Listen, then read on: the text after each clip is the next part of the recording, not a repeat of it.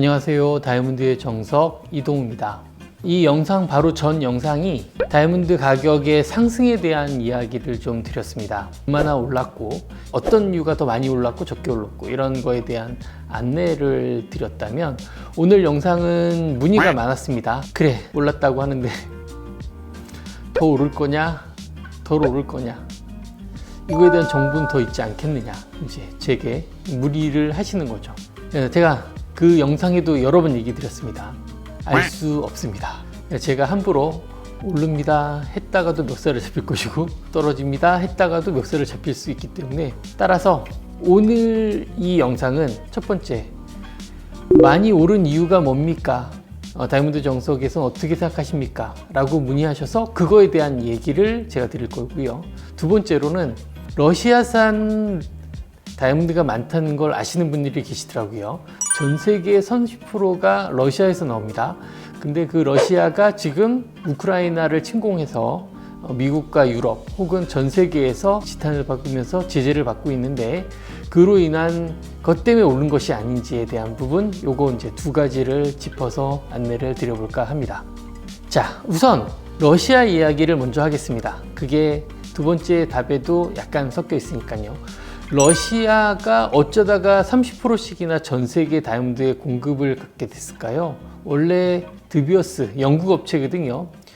How else could 2 months' salary last forever? A diamond is forever. De Beers. 영국에서 독과점 한다고 그러지 않았었느냐, 이렇게 아시는 분 계시는데, 그거 정리를 잠깐 해보도록 하겠습니다. 토막 상식입니다. 원래는 제가 영상으로도 한번 올린 적이 있습니다. 링크 가능하면 아마 링크를 올려드릴 텐데, 드비어스라는 곳에서 전 세계 다이아몬드의 공급량의 90%를 갖고 있었습니다. 그것도 거의 100년간을, 1800년대 후반부터 시작해서 1990년대 후반까지 거의 100년이 넘는 동안 전 세계 다이아몬드의 원석 공급량의 90%, 광산도 거의 90%를 독과점으로 갖고 있었습니다. 오펜하이머라는 그 영국의 최고 부자, 후원을 얻은 그 자본을 갖고 드비어스라는 업체에서 독과점을 했었죠. 그러다가 그것이 붕괴된 첫 번째 이유가 바로 러시아 때문입니다. 구소련이 무너지고 여러 국가로 분리되면서 자본주의 체제로 돌아서면서 국가가 운영하던 국영 기업들 많은 수가 민영화가 되기 시작했지 않습니까? 그때의 광산업체이었던 알로사가 민영화에 들어서기 시작합니다.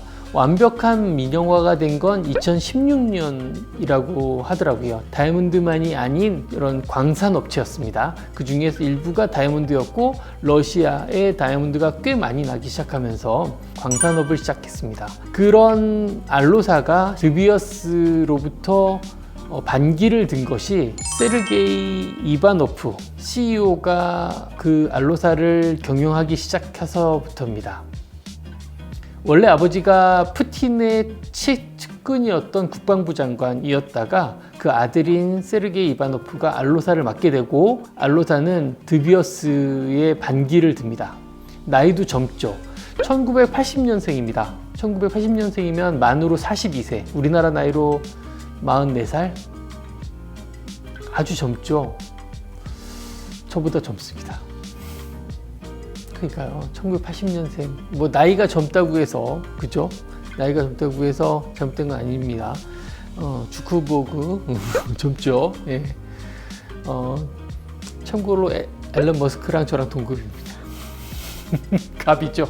아주 젊은 혈기의 세르게이 이바노프, 그러니까 중간 이름 미들네임이 있습니다. 너무 복잡해서 이름이 정확히 플레임이 제가 불러본 적이 없어서 세르게이 예비치 이바노프입니다.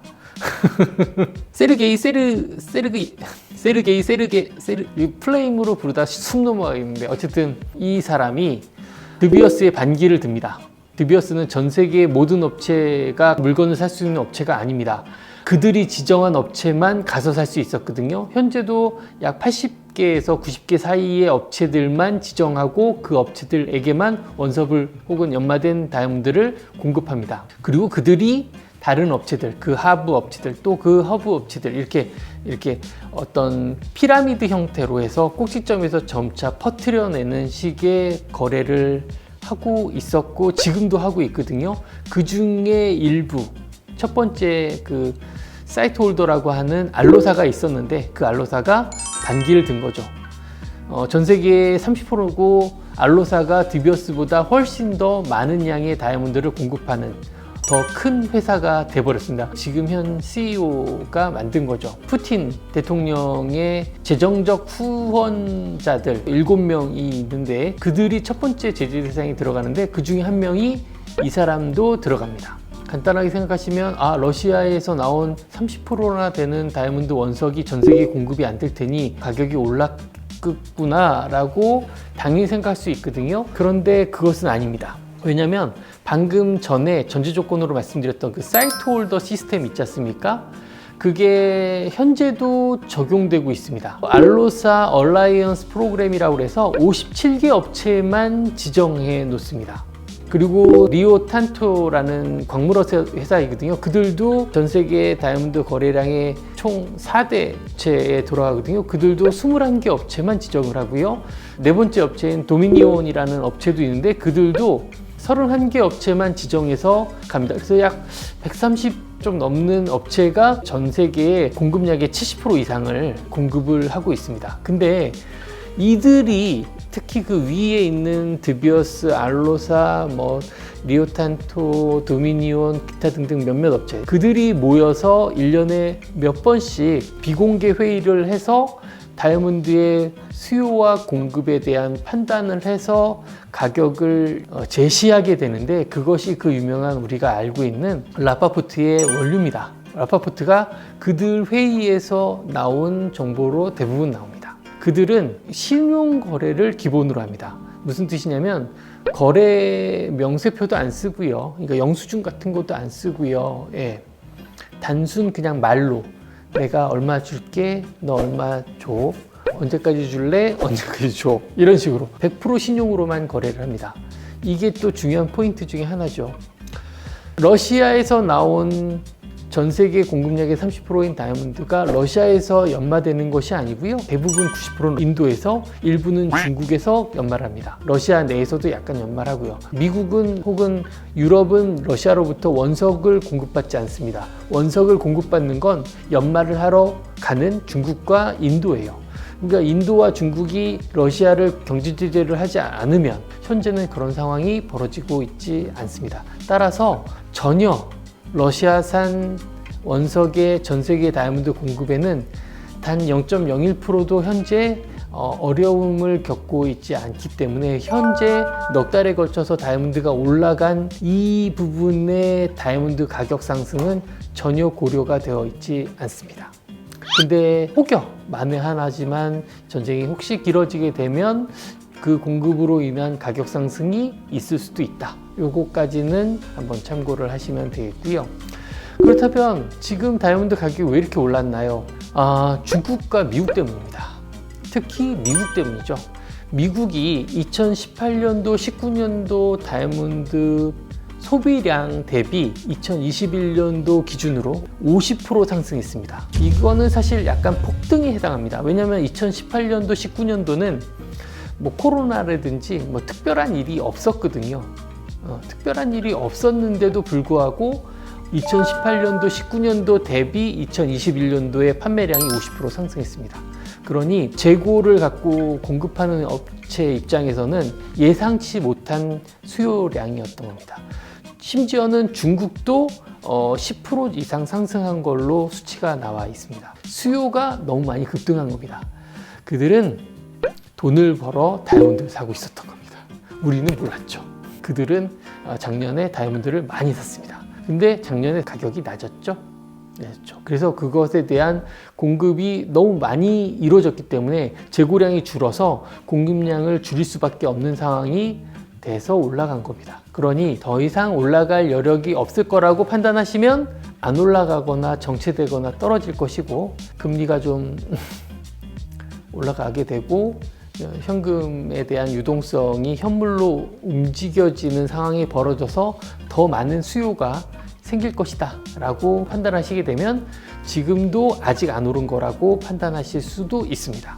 그러니 이 판단은 전적으로 저도 못하고 지금 이 영상을 보시는 다이아몬드 정석의 시청자분께서 판단하셔야 됩니다. 또 판매하시는 분 입장에서도 그렇습니다. 아, 이제 오를 만큼 올랐으니 이제는 팔 때가 돼서 난 이제 팔아야지 라고 생각하신다면 파셔야 되고, 근데 아직은 양적 완화 끝나지도 않았고 심지어는 금리를 올린다고 했지 아직 올린 것도 아닌데 올라가면 저 올라갈 여력이 있다라고 생각하시면 조금 더 들고 계셨다 나중에 판대든지, 그냥 영구히 이건 언젠간 이렇게 올랐다 내렸다 올랐다 내렸다 하기 때문에 이거야말로 내가 갖고 있을 만한 아주 쌓아놔야 될 만한 재화로구나 라고 생각하시면 팔지 마시고 계속 갖고 계시는 것도 좋은 판단이라고 보실 수 있습니다. 팔지 말아야 되나? 그래서 오늘 이 영상에 대한 정리를 좀 해봐 드리면, 러시아 아직 다이아몬드 공급에는 문제가 없습니다. 다이아몬드 거래 꽤 많습니다. 지금 라스베가스 쇼가 이번 6월에 있거든요. 아마 제가 한번 가볼 가능성이 높아졌습니다. 예, 한번 그때 가서 미국에서 어떤 상황이 벌어지는지 피부로 느껴보도록 하겠습니다. 어쨌든 잘 판단하셔서 좋은 다이아몬드 소비 혹은 판매 등등 정보를 이용하시기를 바라고요. 주얼리에 대한 부분 다음에도 또 좋은 게 나오거나 영상으로 남겨드리고 싶은 게 있으면 또 찾아뵙도록 하겠습니다. 오늘 시청해 주셔서 감사합니다.